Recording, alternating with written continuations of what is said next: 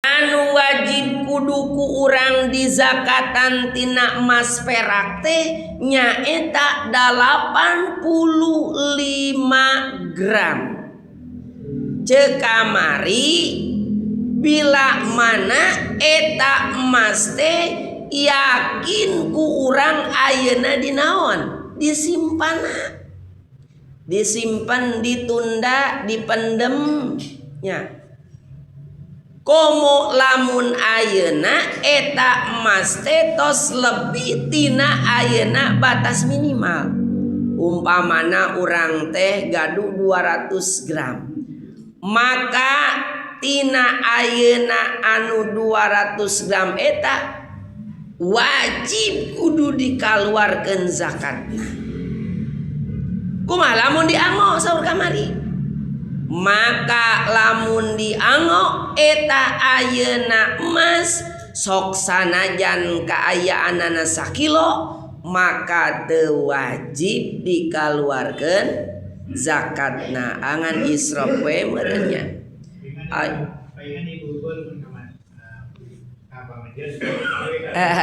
Diangan sadayana nya sae lah nya. Allahu Akbar. Ameh naon? Ameh teu di zakatan. Bila mana urang ngagaduhan umpamana sabaraha gram sakilo nya, sakilo teh sabaraha gram? 1000 nya. Sakilo teh 1000 gram. Bulan? 1000 nya, 1000 gram. Maka diango ku urang sadayana teu wajib dikaluarkeun zakatna. Sugan ayeuna berat menik nepikeun ka naon? Nepikeun ka ayeuna ngeluh urang teh dina naon?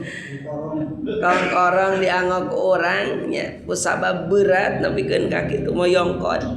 Teu wajib dikaluarkeun zakatna. Ngan israf meureun nya.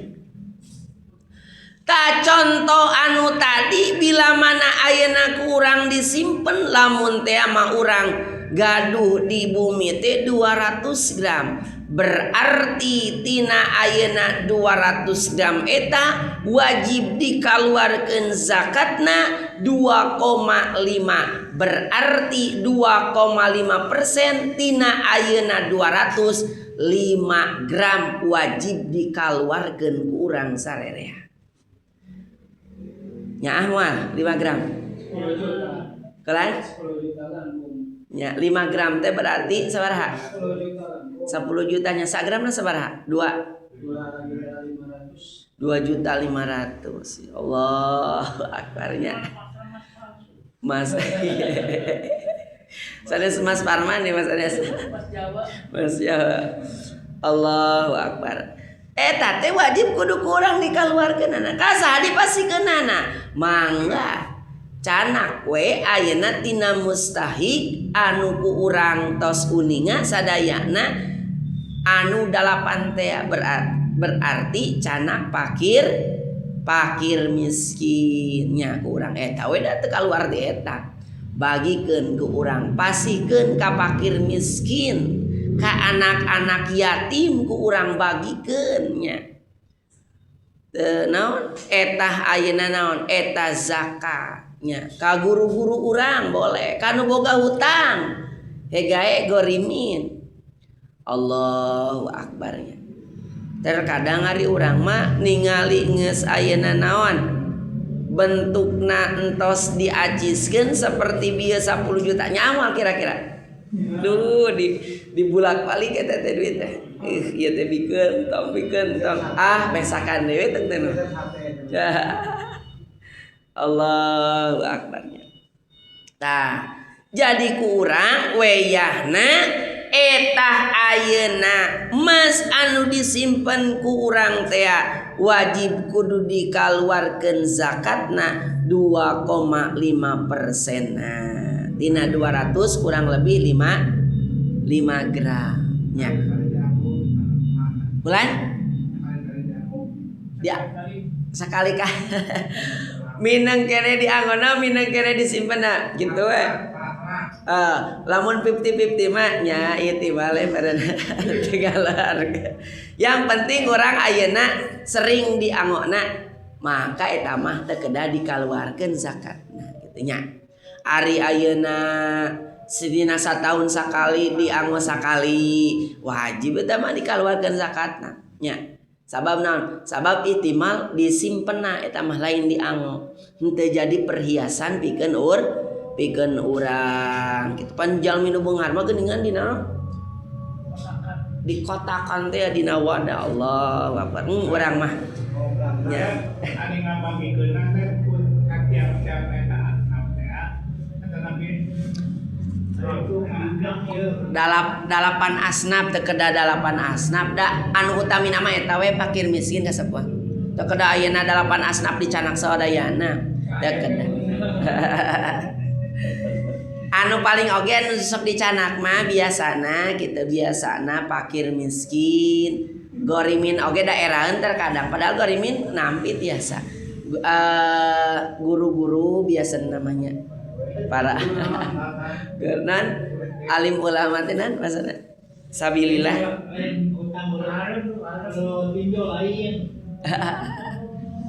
biasana kitunya biasana yang terpenting orang nu utama nama eta kasapuan fakir miskin ku urang ayeuna dinaon diutamakeun anak yatim anu teu gaduh pasihan tah sabab eta hak batur gitunya hak batur teu aya bedana nya ayeuna saperti halna papelakan oge wajib kudu urang dikaluarkeunana ngantos ngajadikeun kebiasaan jeung galib dipali kidul mah ngaluarkeun zakatna teh sok langsung dibikeun kanu naonna kanu kulina gitu.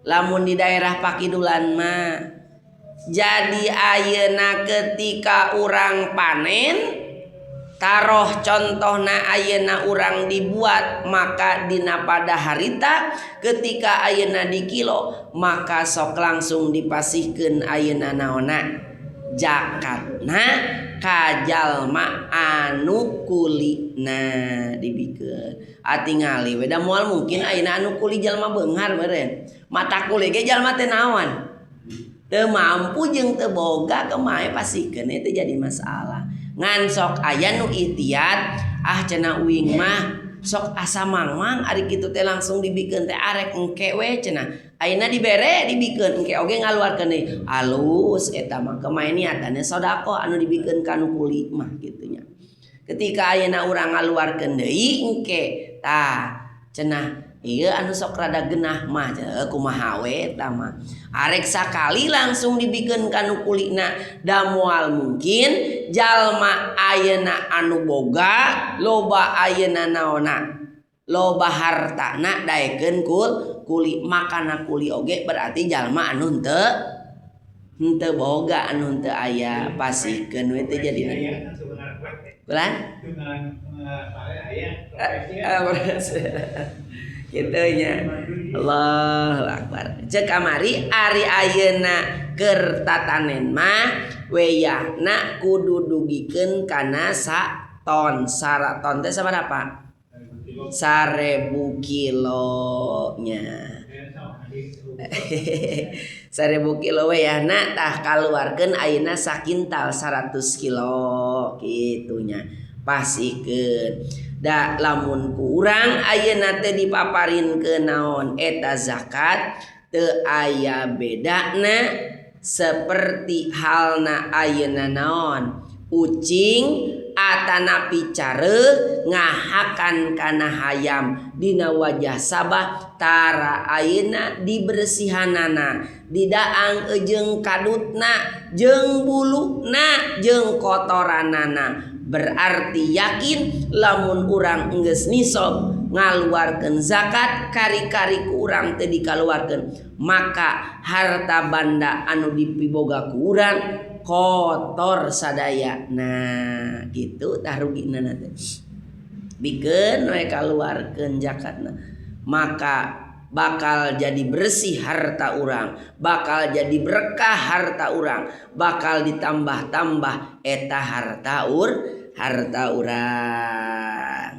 tingali we lamun care ayeuna ngadaang kana hayam sok dipencit heula tara komo semawon aku dicabutan naonna buluna nama eueuh ti ditu nah hakan karekab jeung huluna jeung buluna hakan kadutna kabeh jeung kotoranana dihakan ku eta careutah jalma anu teu ngaluarkeun zakat oge teu aya bedana seperti ayeuna care ngahakan kana hayam atawa bapak ngawin kanu jadi budakna kitunya ku urang ayeuna dinaon dipacul eta kotakan kemudian disamut digarpu dipelakan geus ayeuna tumbuh jadi sisikian jadi sikipare nya kemudian ku urang dinaon dipanen manya kudu dibikeun ka batur kitu logikana teu aya bedana dijieun-jieun ku urang budak geus ayeuna dewasa geus gede alus eta budak manya kudu dibikeun ka batur geus ku sorangan tah kitu makana weyahna pikeun urang mah sing ihtiyat aya ayeuna kerja di jakatan harta banda urang maka kaluarkeun zakatna pada hakikatna zakat eta bakal nambah adana pingalipetkeun dina harta banda urang ngan urang kadangkala sok eleh ku kanyaah kitu nya nyaah dibikeun teh kitu nya atanapi naon bahasana teu ikhlas ari dikaluarkeun zakat ya tungtung nama tadi teh ya dibulak-balik asup deui we tungtungna simpen deui tah pada dasarna lamun kitu kaayaanana maka harta urang teh hiji bakal kotor kadua ku Allah moal diberkahkeun oge moal ditambah-tambah deui eta harta urang kitu nya. Kemudian anu nomor katiluna sasatoan nu wajib kudu ku urang dinaon di jakatan sasatoan naon nyaeta domba sabaraha hiji cenah ayeuna batasna ketika urang atanapi ketika kawajiban pikeun urang anu ngabogaan kana eta domba kudu dikaluarkeun zakatna nyaeta batasna 40 siki atanapi 40 kambing atanapi domba di mana urang sarerea ternak kana domba kemudian ayeuna naon bahasana geus ngalobaan lah baranahan nepikeun ka ayeuna loba 40 bahkan leuwih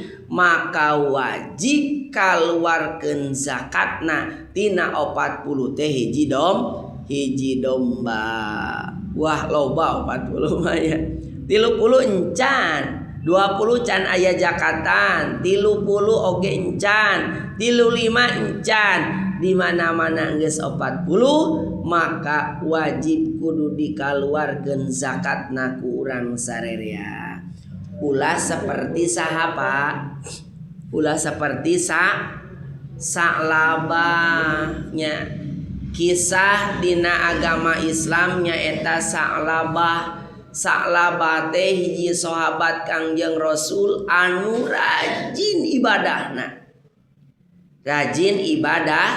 ibadahna pokona teu aya deui hiji duana anu ngaran Sa'labah getol ibadahna ngan dikudrokeun eta Sa'labah ku Allah teh jalma teu boga bahkan baju hiji oge lesot mandi dibagi ejeung anu jadi istri setiap ayeuna beres netepan dipangkeureun Kangjeng Rasul setiap beres ayeuna awe salam maka Sa'labah sok lumpat keluar buru-buru ya sok buru-buru naon Pak keluar maka saur Kangjeng Rasul miwarangan ka para sahabat kunaon cenah ari Sa'labah setiap beres salat teh sok buru-buru keluar urang sok tara kitu beres awe salam teh jius berlet lompat ke mana? Ka imah ngado naon di imah? Ngopi teu pira, ngopi da di imah oge. Salabah teu aya bedana seperti urang gitu nya. Tong batur meureun pribadi saya kitu we nya. Aya keur naon? Keur loba perlu mah hayang buru-buru naon, hayang buru-buru balik gitu nya. Allahu akbar. Saur ayeuna Kangjeng Rasul tingali salabah teh kunaon setiap beres salat teh sok ayeuna buru-buru kaluar. Ternyata dibalik ayeuna kaluarna salabah sabada ngalaksanakeun ibadah salat teh katingali ayeuna kusaha ku eta sahabat bahwa acuk anu dianggo ku salabah eta teh dipaparinkeun deui kanu jadi istrina pikeun ngalaksanakeun salat. Allahu akbar. Kitu teu aya teh di urang. Moal di urang mah baju dina lomari ngabubruk. Lain ayeuna naon? Lain teh aya baju na loba teuing bajuna teu kapake baju teh. Ngejojor. Can dina lomari ngentep kene, bahkan anu aya kene di dusan oge loba kene teh. Dikere teh can digantungkeun. Allah, ayo urang mah loba teuing baju teh. Salabah mah Pak, punten Bu, ketika beres netepan teh baju hiji sabak dan netepan salabah dipaparinkeun deui kanu janten istrina dianggo ibadah. Suatu ketika ngaran manusiawi salabah teh meureunan naon? Bosen jadi jelema teu boga kitu. Curhat ka Kangjeng Rasul, ya Rasulullah abdi teh meureun bahasa urang mah rame kaharti.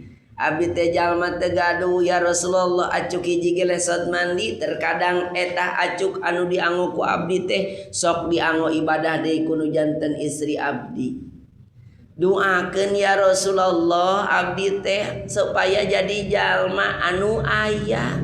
Kumaha waleran Kangjeng Rasul? Teu buru-buru ayeuna dijumponan salabah teh.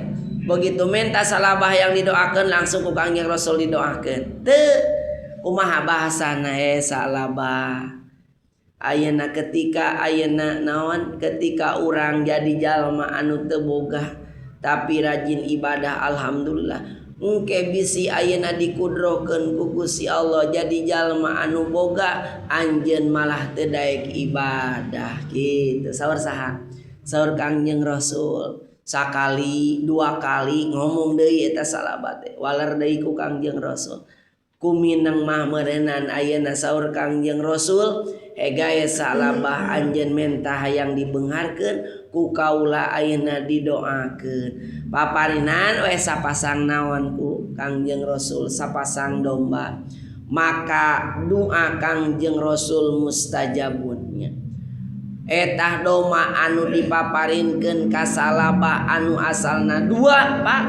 Maka dina waktu anu singkat anakan baranahan nepikeun kaloba. Masih kene ibadah eta salabah. Domba nangis ama geus loba oge masih kene ayeuna naon ngalaksanakeun ibadah di pageureun Kangjeng Rasul. Lila ieu salabah kusabab ayeuna naon sibuk nguruskeun ayeuna embekna, nguruskeun ayeuna dombana, maka sakali salat dohor teu aya sabab sibuk ngangondom asar mulang aya gitu. Kemudian saterusna dohor teu aya ditamahan ayeuna mah geus dohor teh jadi naon? Asar katingaleun naon sababna? Sabab teu sempet ngasupkeun ayeuna domba anu kacita lobana ka kanangna. Balik ayeuna ti mana? Balik ngangon ayeuna teu sempet ayeuna ngasup naon teu sempet ngalaksanakeun salat bahkan teu berjamaah teu salat eta salabah kusabab ngasupkeun ayeuna dombana ka kanang-kanangna. Geus ayeuna naon? Geus dohor katingaleun, asar oge katingaleun, ditamahan ku magrib, geus datang waktu magrib salabah kakarek nepi ka imah, capek kaayaanana katingaleun naonna salat magribna. Bahkan isana oge katingaleun, kaburu kanaonan, kasarean da capek tas naon. pentas ngangon doma tungtungna nama dohor asar maghrib isya subuh oge katinggalan kaberangan salabah bablas ayeuna 5 waktu katinggalan bahkan teu dilakonan ku manehanana ibadah tos teu aya ayeuna di mana dipengkereun Kangjeng Rasul ngalaksanakeun ayeuna salat berjamaah. Maka sahur Kangjeng Rasul, sahabat tingali salabah kamana tara ayeuna naon ngalaksanakeun ibadah. Maka diwaler ku para sahabat sibuk ku ngangon domba. Maka begitu geus nisab ku Kangjeng Rasul dipenta naonna zakatna para sahabat penta eta ayeuna naon zakat domba anu dipibandaku eta salaba. Maka dipenta ayeuna zakatna lain mere eta salabah teh nya nurus tunyung eta salabah domba ti Kangjeng Rasul diurus kumaha nebekeun kabaranahan loba geus nisab ayeuna kana jumlah 40 bahkan leuwih ngaratus dombana eta salabah teu daek mikeun kana naonna kana ayeuna zakatna tungtungna nama ayeuna salabah bablas tara ngalaksanakeun ibadah ku sababiah ayeuna ku ngurus kana eta domba. Pelajaran pikeun urang mah teu kudu loba-loba teuing harta teh yang penting tuh ya wala tuh se di mana butuh aya di mana eueuh ulah hese cukup urang malah hayang ayeuna boga imah cukup keur meulina hayang boga motor cukup keur meuli motorna cukup urang malah teu kudu beunghar kitu nya.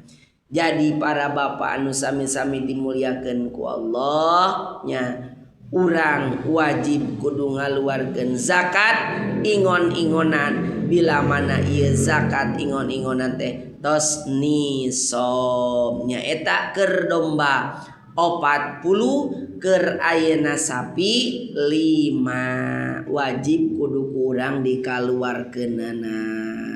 Para bapak para ibu anu sami-sami dimuliakeun ku Allah Subhanahu wa taala.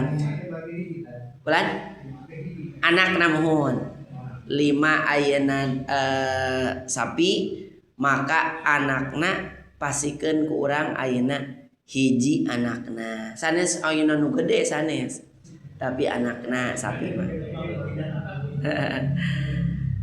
aya perkara santai ya anu di aman